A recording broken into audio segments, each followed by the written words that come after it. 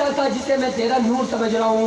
اللہ فرمائے گا اے لوگوں یہ دنیا میں ایک عورت تھی, اس کا کام یہ تھا جب اس کا شوہر تھکا ماندہ پریشان ہو کر گھر کے اندر آتا تھا, جب کام کر کے کاروبار کر کے محنت اور مزدوری کر کے گھر کے اندر داخل ہوتا تھا, اس کی بیوی اس کو دیکھ کر مسکرا دیا کرتی تھی. اس کا مسکرانا اکٹھا ہوتا رہا, ہوتے ہوتے وہ ایک نور بن گیا. اس عورت نے تمہاری جانب اپنے قدم کو بڑھایا ہے جس کو تم میرا نور سمجھ رہے ہو. اللہ اس عورت سے فرمائے گا اے عورت جس کی طرف تو انگلی اٹھاتی چلی جائے گی اس کی میں بخشش کرتا چلا جاؤں گا. کتنا بڑا اعزاز اللہ تعالیٰ اس عورت کو عطا فرمائے گا. لیکن آج کا ماحول کیا ہے؟ عورتیں پورا دن خوش و خرم رہیں گی بہترین مکمل سگار کے ساتھ, اور جیسے ہی شام کا وقت آیا اور شوہر گھر کے اندر انٹر ہوا, گھر کے اندر داخل ہوا, تو عورتوں کے منہ بن جاتے ہیں اور ساری ٹینشنیں لے کر شوہر کے سامنے بیٹھ جاتی ہیں. خدا کی قسم یہ کسی کا نقصان نہیں ہے بلکہ خود اس عورت کا نقصان ہے. ہاں ایسا نہیں ہے کہ کوئی اپنی بات نہ کہے, بات کہنے کی اجازت ہے. شوہر اگر پیسہ نہیں دے رہا ہے اس کے خرچے کے تو چرانے کی بھی اجازت ہے, یہ بھی ہے. اب ایسا نہ ہو کہ کل جیبیں صاف ہو جائے, ایسا نہ ہو. اگر شوہر اس کے پرسنل خرچوں میں سے مکمل اس کے خرچے نہیں اٹھاتا ہے تو بیوی کو اجازت ہے اپنے خرچے بھر کا لے سکتی ہے. یہ نہیں کہ وہ مائکے میں ٹرانسفر بھی کرتی رہے, یہ والا نہیں. وہ اتنے لے سکتی ہے, یہ میں شریعت بتا رہا ہوں آپ کو, اسلام بتا رہا ہوں, اتنے لے سکتی ہے کہ اس کے اپنے خرچے پورے ہو جائیں. اور عورتیں کیا کرتی ہیں, ان کے منہ بن گئے. شوہر جیسے ہی گھر کے اندر داخل ہوا ان کے منہ بن گئے. آقا علیہ السلام نے فرمایا شوہر تھکا مانگا پریشان ہو کر گھر کے اندر آیا, بیوی نے اس کے پیر دبا دیے, بیوی نے خوش ہو کر اس کے پیر دبا دیے تو اللہ تعالیٰ 70,000 احد پہاڑ ہو, 70,000 ایک احد پہاڑ اتنا بڑا ہے. میں عمرے کے لیے گیا تھا تو جہاں جہاں تک میری نگاہ جا رہی تھی وہاں تک وہ پہاڑ نظر آ رہا تھا, اتنا بڑا احد پہاڑ. آقا علیہ السلام فرماتے ہیں کہ 70,000 احد پہاڑ ہوں اور ان کو صدقہ کر دیا جائے, اللہ تعالیٰ اس عورت کو جو اپنے خاوند کے اپنے شوہر کے پیر دبا دے تو اللہ تعالیٰ اس کو 70,000 احد پہاڑ سونا خیرات کرنے کا ثواب عطا فرمائے. سبحان اللہ. اتنا بڑا اللہ تعالیٰ اسے ثواب عطا فرما رہا ہے. کس بات پہ؟ شوہر کے پیر دبانے کی وجہ. اور اگر اس نے کہہ دیا تو پھر آدھا ثواب ہو جاتا, پھر آدھا ختم. اگر اس کے کہنے سے دبائے تو پھر آدھا ثواب ختم ہو گیا. اور اگر بیوی سخت مزاج ہے تو آپ کو چاہیے آپ برداشت کر لیں, تو پھر آپ برداشت کریں. بزرگ تھے, بزرگ اپنے گاؤں گئے اور جا کر تبلیغ کی. لوگوں نے کہا حضرت مجھے آپ سے ملنا ہو تو کہاں آؤں؟ کہا فلاں فلاں گاؤں میں فلاں فلاں علاقے میں, میرے پاس آ جانا میں مل جاؤں گا. ایک مرتبہ ان کے مرید ڈھونڈتے ڈھونڈتے پیر صاحب کو بزرگ کے گھر میں آ گئے. پوچھا بزرگ کا ہے؟ بیوی تھی بہت سخت مزاج. بیوی نے کہا کون بزرگ؟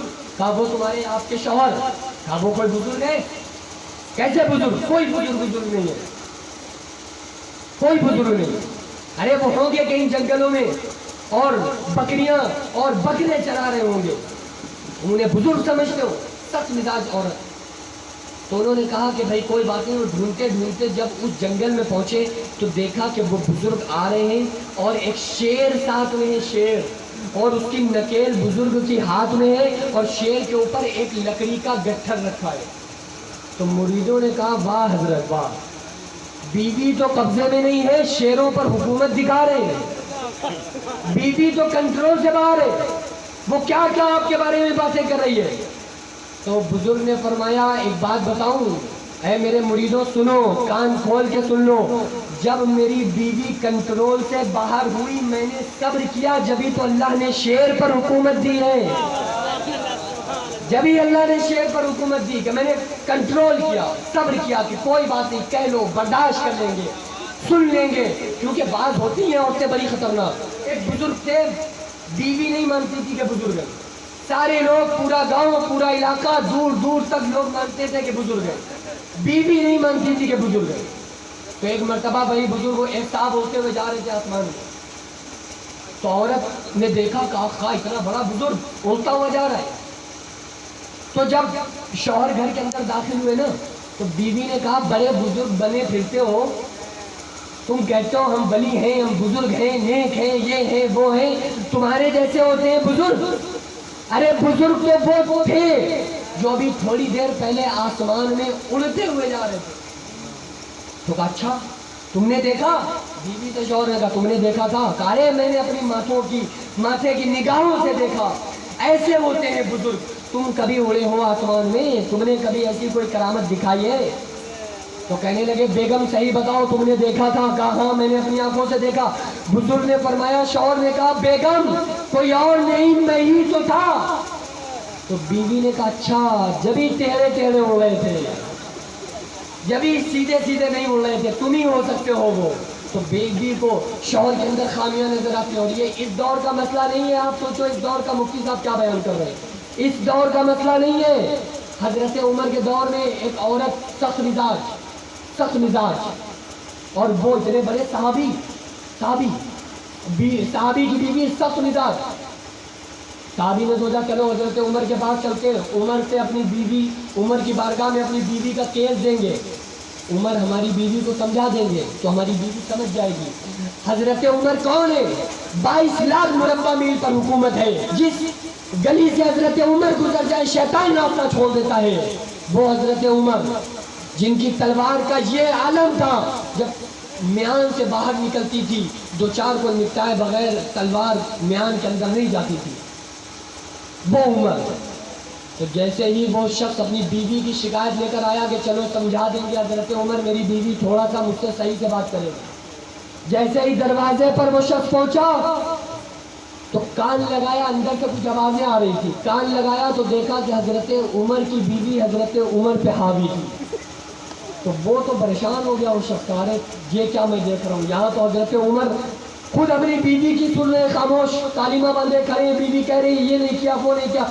ایسا نہیں جو الٹی سیدھی باتیں ہیں، اپنی باتوں کے لیے محبتاً غصے میں تھوڑی سے سخت لہجے کے ساتھ بیوی کہہ رہی ہے، حضرت عمر یوں کر کے سن رہے ہیں۔ اس شخص نے دیکھا کہ میں کیا اپنی شکایت کروں، یہاں تو خود وہی معاملہ ہے۔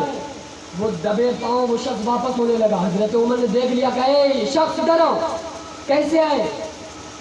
کہا نہیں کچھ نہیں، بس ہو گیا کام میں جا رہا ہوں۔ کہا نہیں بتاؤ تو کیسے آنا ہوا؟ کہا بتانے کا کوئی مقصد ہی نہیں ہے حضرت، کہا بتاؤ۔ کہا جو شکایت میں آپ کے دربار میں آپ کے پاس لے کر آیا تھا وہ آلریڈی آپ کے یہاں پرابلم موجود ہے، اگر اس کا کوئی حل ہوتا تو سب سے پہلے آپ کے یہاں حل ہوتا، تو میں جا رہا ہوں۔ کہا بتاؤ تو کیا بات ہے؟ کہا بات یہ ہے میری بیوی سخت مزاج ہے، مجھ سے بات کرتی ہے تو سخت لہجے میں کرتی ہے، مجھے کچھ کہتی ہے تو میں کہنے آیا تھا کہ بیوی کو سمجھا دیجئے کہ تھوڑا سا ہم سے نرم لہجے میں بات کرے، یہاں تو آپ کا بھی وہی حال ہے۔ تو حضرت عمر نے فرمایا اے شخص بتاؤ تمہارے گھر میں کپڑے کون دھوتا ہے؟ کہا بیوی۔ کہا برتن کون دھوتا ہے؟ کہا بیوی۔ کہا تمہارے بچوں کو دودھ کون پلاتا ہے؟ کہا بیوی۔ کہا تمہارے گھر کی صفائی کون کرتا ہے؟ کہا بیوی۔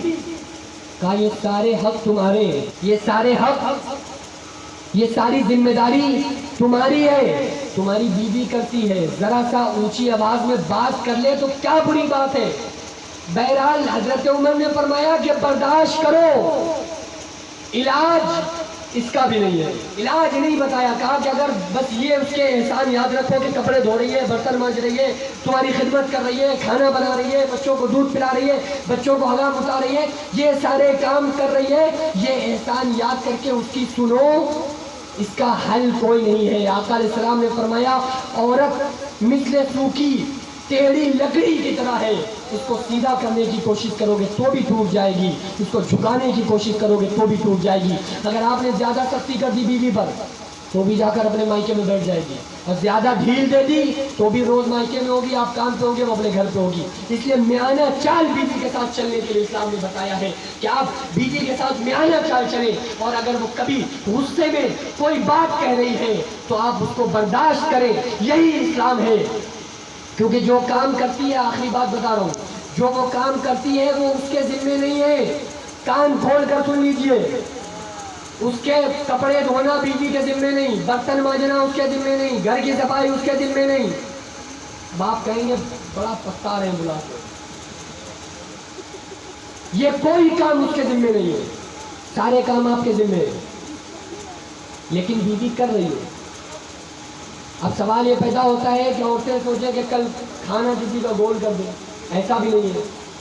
شوہر جو بیچارہ پورا دن محنت اور مزدوری کر رہا ہے، وہ کس کے لیے کر رہا ہے؟ وہ اکیلا تھا، بہترین گھومتا تھا، نہ کوئی بلانے والا، نہ فون کرنے والا، نہ ٹوکنے والا، نہ کہنے والا، انجوائے کرتا پھرتا تھا۔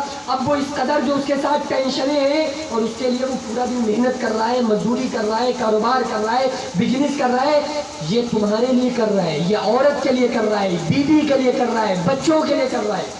تو ظاہر ہے گھر کے باہر کے جو کام ہے وہ شوہر دیکھ لیں، گھر کے اندر کے کام عورتیں دیکھ لیں، لیکن جو کام بھی عورتیں کریں گی گھر کے ایک ایک کام پر اللہ تعالیٰ اس کو اجر و ثواب عطا فرمائے گا، لیکن اس کو یہ سمجھ کے نہ کریں کہ یہ ہمارے اوپر پڑی ہے، مصیبت ہے، مجبوری ہے، ہمیں کرنا پڑ رہا ہے، بلکہ ہم عورتیں یہ سوچ کر کریں کہ یہ اس میں ہمارے لیے ثواب ہے، شوہر کی رضا میں اللہ کی رضا ہے۔ آقا علیہ السلام نے فرمایا جو عورت 5 کام کر لے، میں گارنٹی لیتا ہوں کہ جنت میں اسے گھر لے کر کے دوں گا۔ پہلا کام 5 وقت کی نماز پڑھتی ہو، دوسرا کام رمضان میں روزے رکھتی ہو، تیسرا کام اپنے پرسنل مال میں سے زکوٰۃ ادا کرتی ہو، چوتھا کام اپنے شوہر کی فرما بردار ہو، نافرمان نہ ہو، پانچواں کام بد کردار نہ ہو۔ آقا علیہ السلام فرماتے ہیں جو عورت یہ 5 کام کر لے گی، جب قیامت کے دن آئے گی تو جنت کے 8 دروازے اس کے لیے کھول دیے جائیں گے،